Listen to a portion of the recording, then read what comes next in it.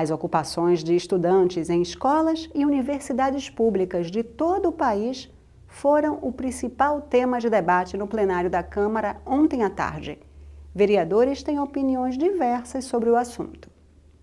Para o presidente da Comissão de Educação da Câmara, a PEC, que agora tramita no Senado, vai ajudar a sanear as contas públicas. O Brasil precisa ganhar novamente a confiança internacional. É nesse contexto que vem a PEC 241 para limitar os gastos governamentais para os próximos 10 anos. Medida necessária, mas não suficiente. Não é suficiente, mas é absolutamente necessária. Precisaremos, inclusive, de outras reformas, notadamente reformas da Previdência, para que a economia do Brasil volte a seu estágio de normalidade, inclusive fazendo com que o mundo recupere a confiança no Brasil. As agências de classificação de risco, elas venham novamente a conceder ao Brasil o grau de investimento, e isso resultando no novo ciclo virtuoso da nossa economia. André Regis criticou ainda a ocupação das escolas e disse que o movimento prejudica milhares de alunos, além de gerar violência. Ocupações extremamente irresponsáveis, ocupações que têm feito com que milhares de famílias no Brasil tenham o seu cotidiano atrapalhado e as crianças tenham o direito fundamental à escola prejudicado. Que direito tem alguém de fechar uma escola ocupando violentamente em nome de uma discussão de uma plataforma que está sendo negociada no Congresso Nacional? As ocupações, elas trazem atraso, elas trazem sofrimento, elas trazem, inclusive, prejuízos que são prejuízos incontornáveis.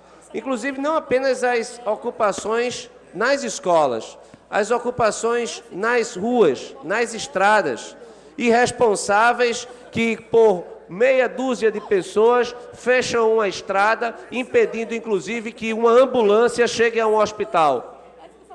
Uma ambulância que pode estar carregando uma pessoa que está entre a vida e a morte.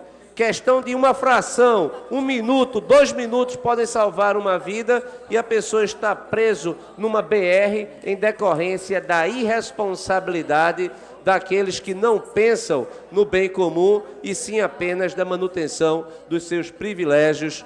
Mas o vereador Jurandir Liberal saiu em defesa dos estudantes, que hoje ocupam centenas de escolas públicas no país. É que os estudantes, de forma extremamente consciente, ocuparam as escolas, e aí a gente assistiu uma jovem de 16 anos dar uma aula de cidadania, que foi algo fantástico, a Ana Cláudia. E assiste também os coxinhas que foram para a rua, condenando a corrupção, comprando o Enem. Comprando o Enem. Está lá a menina bonitinha, que estava nas passeatas dos coxinhas, está agora comprando a prova do Enem. Aí fala de corrupção e age dessa maneira. Aí eu fico sem entender, ou começo a entender outras coisas, que esse pessoal não queria combater a corrupção, queria continuar na mamata, queria continuar dirigindo o país para poucos e prejudicando a grande massa da população. Vossa Excelência diz que é violência a invasão, a ocupação das escolas pelas crianças e pela juventude. Vossa Excelência precisava ouvir o discurso da estudante de 16 anos que deu uma aula de cidadania. Jurandir Liberal, que é contrário à PEC, disse ainda que a proposta de emenda do atual governo não seria aprovada nas urnas pela população. Essa PEC foi apresentada pelo governo golpista de Temer, que jamais um presidente da República tivesse apresentado essa proposta no debate junto à sociedade, jamais seria eleito. Então, é uma PEC que apresenta por alguém que não teve essa votação do popular para poder discutir esse tema.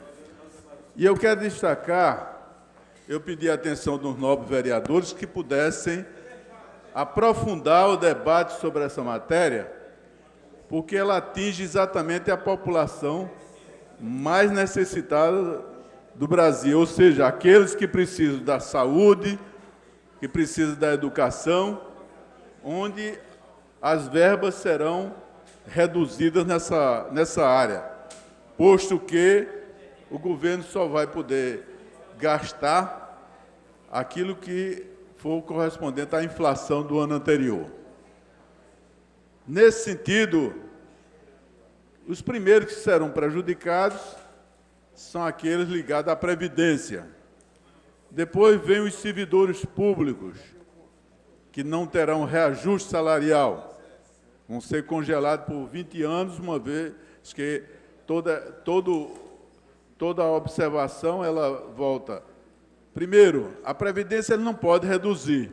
Consequentemente, no bolo dos gastos, vai atingir exatamente o servidor público. E, consequentemente, não vai ter novos concursos e aqueles que precisam do serviço público serão os mais prejudicados. Para o vereador Jairo Brito, a PEC 55 vai acabar com a saúde e com a educação do país. Você está defendendo o congelamento das despesas de educação e de saúde durante 20 anos. Isso é um absurdo. O que tem hoje, daqui a 20 anos, o que está gastando hoje vai ser o que vai ser gasto há 20 anos posteriormente. O resto é suplementar com a inflação. Educação e saúde precisa de investimento muito além da inflação. Esse que é o grande problema. Vai acabar com a saúde e vai acabar com a educação do Brasil. Também contrário à proposta, o vereador Luiz Eustáquio disse que a medida tirará direitos dos trabalhadores. Quem está pagando o pato é do servidor público, a saúde vai pagar o pato, então as pessoas mais pobres, porque quem tem dinheiro não paga o pato. Quem tem dinheiro não paga o pato na educação, na falta de investimento na educação, como sempre, nunca pagaram o pato. Inclusive, muitos deles não estudam nem no Brasil, saem logo rapidamente para estudar em outros lugares. Então, esses não vão pagar o pato jamais.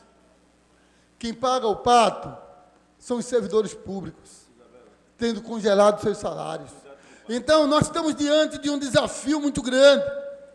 A gente não pode entender, olhar para essa PEC, você sabe que essa PEC, hoje, 55 no Senado, ela veio realmente para tirar direito de trabalhadores, direito da sociedade. Um governo ilegítimo, que não teve voto, que está fazendo algo que nunca nenhum governante tentou fazer, mexer na CLT. Ele quer mexer na CLT, fazer uma reforma da Previdência radical, congelar, se fala, não, a educação é o crescimento do Brasil, aí você congela o investimento. Ah, não, mas se o governo quiser, ele pode investir até mais. Mas se ele pode investir até mais, por que ele está querendo tirar o mínimo? Se liberar do mínimo. Ah, se o governo quiser, ele pode investir até mais na saúde. E por que ele precisa se liberar do mínimo se ele quer investir mais? Não. O que está posto na questão da saúde, a gente sabe. O que está posto é querer fazer, é reeditar a indigência. O SUS vai ser praticamente o indigente de antigamente, porque agora eles querem fazer o plano de saúde popular, que era o INSS antigamente. Quem tinha INSS, eu sou funcionário do INSS, era INPS. Então, você que tinha NPS, você tinha um tratamento na saúde. Quem não tinha NPS era indigente. Mas agora não vai ser mais indigente, vai ser o popular e o SUS. Mas o SUS sem recursos. Um SUS muito mais fraco. Então, quem está pagando preço é da metade, vereador Almir Fernandes, é da metade da pirâmide para baixo. A antiga PEC 241 agora tramita no Senado como PEC 55. Ela é conhecida como a PEC do teto dos gastos, porque limita por 20 anos os gastos e investimentos do governo federal. Eles só poderão aumentar de acordo com a inflação do ano anterior. A proposta prevê também a possibilidade de revisão depois de 10 anos em vigor.